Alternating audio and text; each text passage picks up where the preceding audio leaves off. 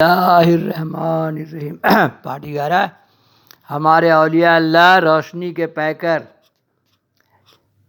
Party گارا یہ دیکھ کر وہ لٹیرے آپس میں کہنے لگے کہ نہ معلوم یہ کون لوگ ہیں کہ ہم لوگ ایک طرف سے آئے تو دیکھا کہ شیر ان کی حفاظت کر رہا ہے، پھر دوسری جانب سے آئے تو ایک اور شیر کی حفاظت کرتے پایا۔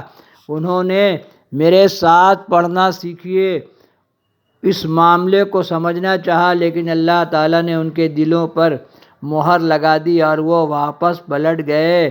میں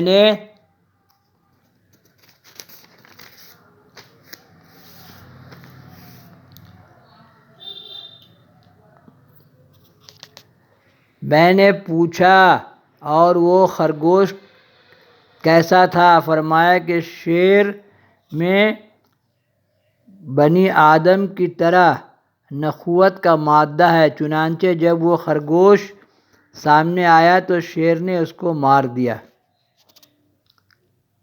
ہے نا، شیر اور آدم کا تو جھمیلہ ہی ہے، تو اس نے اس خرگوش کو مار دیا۔ حضرت سید عربی بیان کرتے ہیں کہ میں سرکاری کتب خانے کے لیے کتابیں خریدا کرتا تھا۔ ایک مرتبہ چند کتابیں خریدیں اور ان کی قیمت مالک کو ادا کر دی، کیونکہ مجھے دفتر سے رقم پیشگی مل چکی تھی۔ جب وہ کتابیں میرے منشی کے سامنے آئیں تو وہ انہیں پسند نہیں آئیں اور وہ سخت ناراض ہوئے۔ انہوں نے کتابیں مجھے واپس کر دیں اور کہا کہ ان کو واپس کر کے رقم خزانے میں داخل کر دو، ورنہ میں سخت کارروائی کروں گا۔ میں اس صورتحال سے بہت پریشان ہوا، کیونکہ مالک نے کیا کتابیں لینے سے انکار کر دیا تھا۔ میرے پاس اتنی رقم بھی نہیں تھی کہ ادا کروں۔ میں نے حضرت شیخ کی خدمت میں حاضر ہو کر سب کچھ بیان کر دیا اور کہا کہ میرے منشی مزاج کا بہت سخت ہے، وہ میرے خلاف کارروائی سے باز نہیں آئے گا۔ شیخ نے فرمایا فکر نہ کر، انشاءاللہ جلد ہی کوئی راستہ نکل آئے گا۔ ابھی چند روز گزرے تھے کہ ہمارے وطن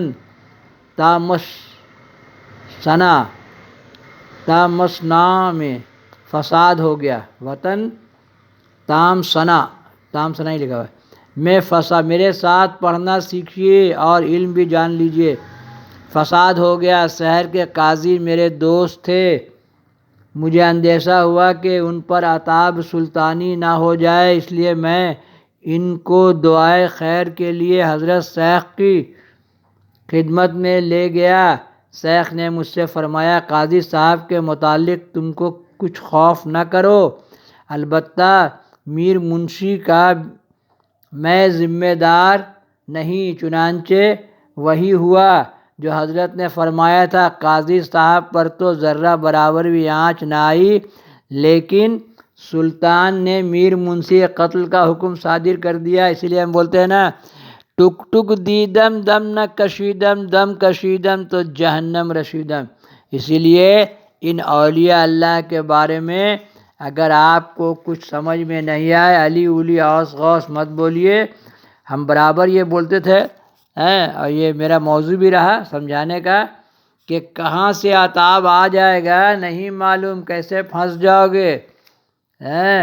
اسی لیے یہ اللہ والوں کی دنیا الگ ہے۔ دیکھیے کیسے منشی کا معاملہ تمام ہو گیا۔ پارٹ 12 کیسے پیر صاحب فرما رہے ہیں کہ میرا ذمہ آگے نہیں ہے، منشی کا قتل ہو گیا۔ پارٹ 12 ڈالیں گے یہاں سے۔